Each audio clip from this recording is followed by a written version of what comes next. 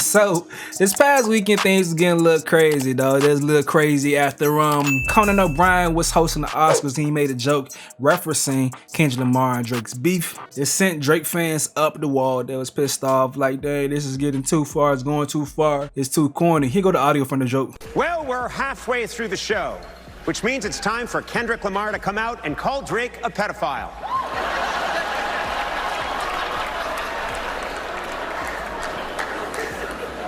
Don't worry, I'm lawyered up. Now, folks are so mad about that. Oh, a white man talking about a black man in this way. Oh, he's calling him a pedophile. Why are they calling him a pedophile? I don't know that shit. Bruh, he's not technically calling him a pedophile.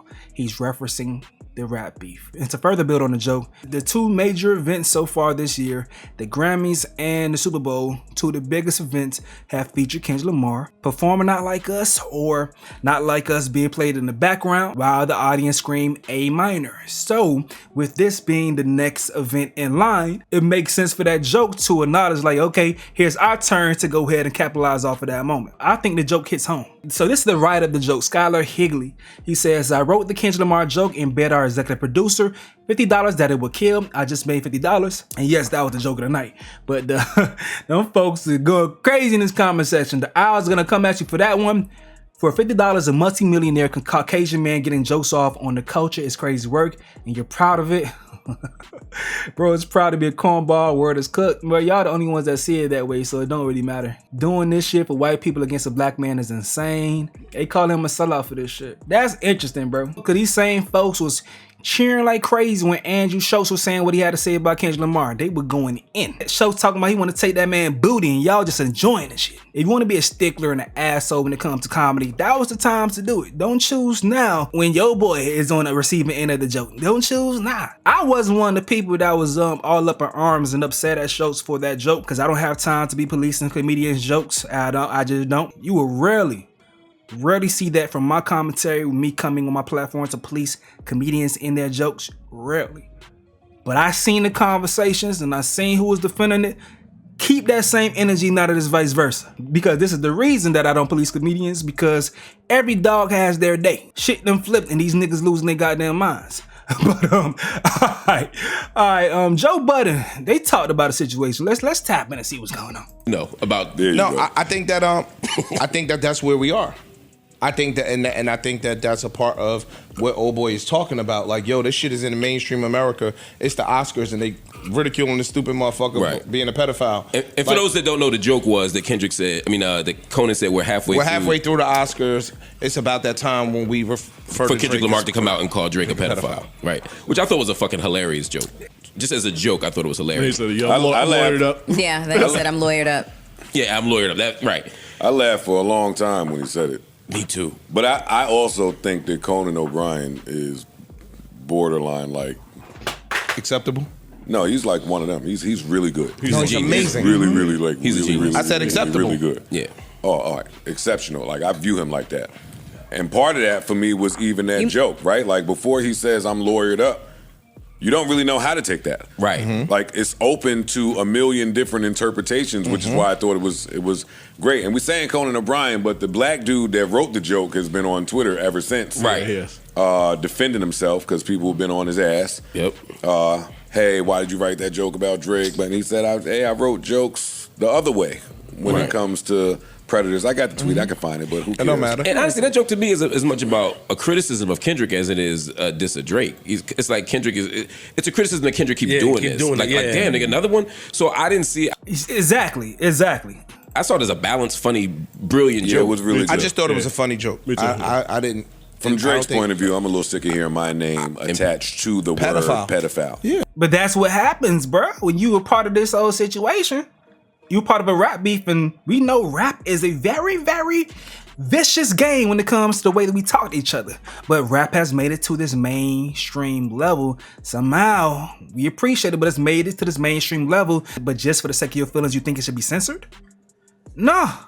You should have thought about that before you decided to engage in this rap beef at that level. Now, would people have looked at you differently because you ducked the beef? Yes, they would have. But which would have been better for you? I say for you because we enjoying this shit. I'm enjoying this shit. But which would have been better for you? Let's continue listening. Which I get. I get it. But this is what happens when something that happens in hip hop grows to be that big. We take it. All the brands, everybody Take it a little further. Right. they took it further. They took it further. And that's He didn't want to do that. And that's Freeze. Hey, tell him what he said, Freeze. I just said it. What he said. You missed it. I said it. I said it. Why is that so funny? It don't never not be funny. He took it further, Freeze. Took it further. it took it all the way to the That's all he didn't want to do. It took it all the way to the Oscars. Right. He didn't want to do it. What do you want him to do? Nah. He's following through. I told him.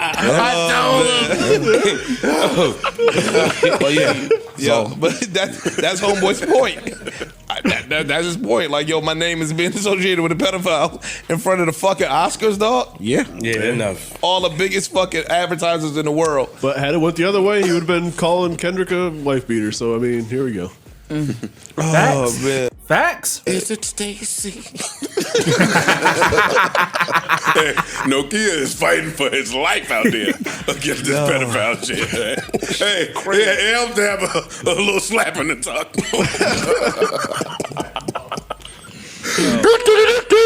That shit doing all right.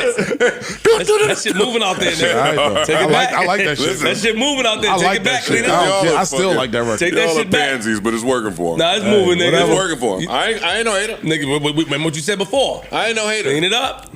What I said before? I don't think you liked it, I don't like it now. but it's moving. And it can grow. You look what you just did. Is it Keisha? Hey. No, I don't fuck with that song. My joints off that album are... Same here, dog. I told y'all from the day one that I don't care for it. I'm not the demographic for the song, but I knew it was gonna go. Y'all could watch my reaction, which a lot of Drake fans kill me for, but I was honest with the songs that I thought would go. They're going, because I know music. Deeper, Give Me a Hug, the Houston shit, Crying in Houston, Rain in Houston, whatever, and Something for Whatever. But you can identify those 4 songs. Special records. You can identify when something is doing well. Like, yo, this doing. I can see why it's doing well. I see why it's moving, but Got you. UMG ain't paying for it. So I mean, that's coming out of somebody else's pocket. It ain't gonna be around long. You gotta pay for songs to stick around. It don't matter how many of y'all like it. You have to pay for songs to be around. Okay. But hey. Hey, I like the song. I don't give a fuck. So Lotto did in the car. She dancing to it. No, I didn't see what Lotto did in the car, nigga. And I'm gonna be real with y'all. I don't too much care for the sound of the songs, and I don't too much care for Squabble Up.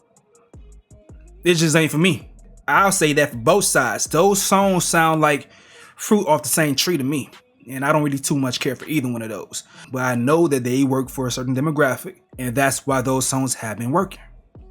And I did see it, but don't say that to me on air, nigga. You see what Lotto did in the car. Not like that. I'm just saying, like, she representing, man. Come on. Listen, they doing what they doing, man. They doing what they doing. And I'm not mad. Hey, everybody that's rocking with some shit, rock with it. I ain't the guy that's trying to convince you that a song you like ain't it.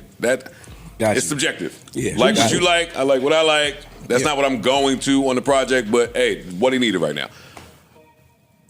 Salute. That's not what you trying to do? What? Hell no. No, my taste is too weird for me to try to get other people liking what I like and don't like what I don't. No, that's not the beauty of music. Antoine. Why?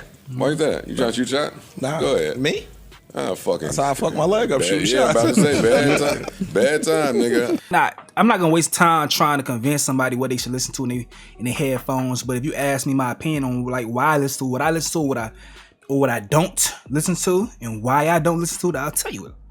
I'm gonna be 100% honest in my takes on certain things, or why I stopped listening to certain people and shit like that. So that's how I'm always speak on certain shit, you know. Now, some other news that we skipped over, because I did talk about this on the live stream.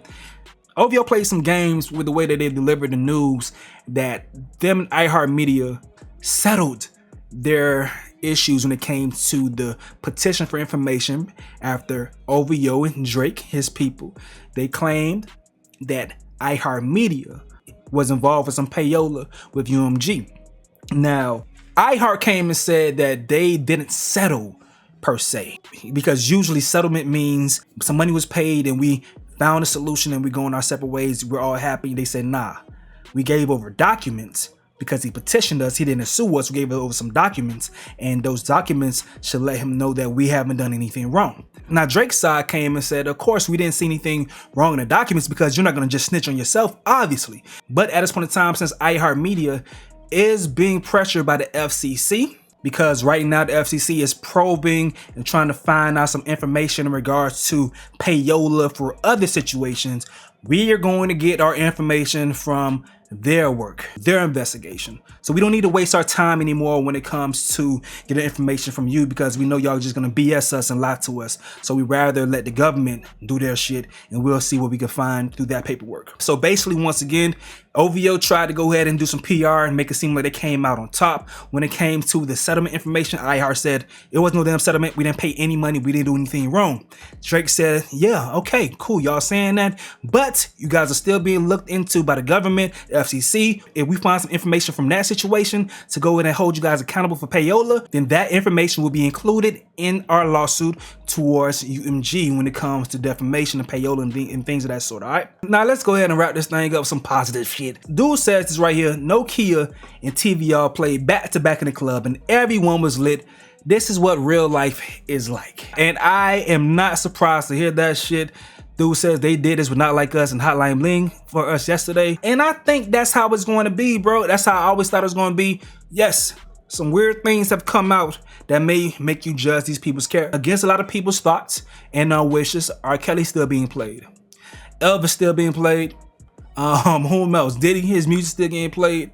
There's some folks that still gonna enjoy the music despite them not liking these people's character. So I'm not surprised that Drake may be another one of those folks that people still listen to his music. His music still performs well despite those things, because that's just the history that we've seen that came from the situation. So outside of the character flaws that these guys have, I'm not surprised that their music will still survive after the beef, no matter you're a fan of whomever, because these are two of the biggest rap artists in history, and especially they are the two biggest in today's time. Now, as far as the numbers, if you guys love talking about numbers, man, Kendrick Lamar's album GNX is about to be the #1 album once again, which is kind of crazy. It's about to be #1 once again. After Drake and Party Next Door's album was #1 for a couple weeks, GNX is taking over that spot once again. But hey, man, I just want to come to y'all with an update as far as what's going on between this situation right there. But y'all gotta let me know what you gotta say in the comment section below. Me, I'm going to get up out of here though. This is another update with Stace. Yo.